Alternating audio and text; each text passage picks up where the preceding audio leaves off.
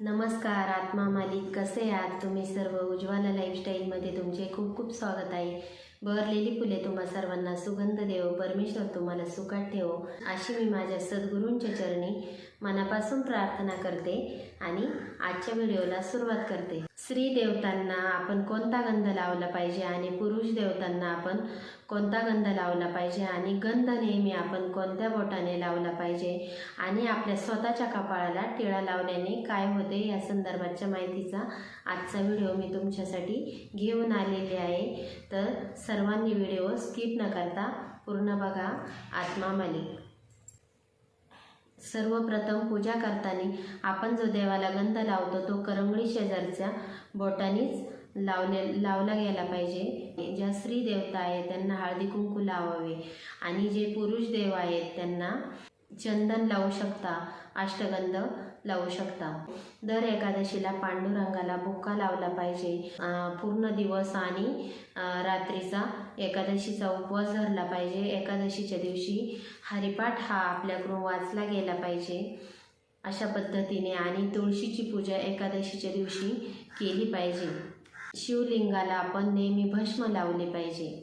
जो 8 प्रकारचा गंध निर्माण होतो त्याच गंधाला आपण अष्टगंध म्हणतो. अष्टगंधाचा टिळा आपण पुरुष देवतांना लावू शकतो. हे झाले देवांना कोणता टिळा लावावा या संदर्भाची माहिती. टिळा लावल्यानंतर असे होते की मी भगवंताचा आहे, भगवंता तू माझे रक्षण कर.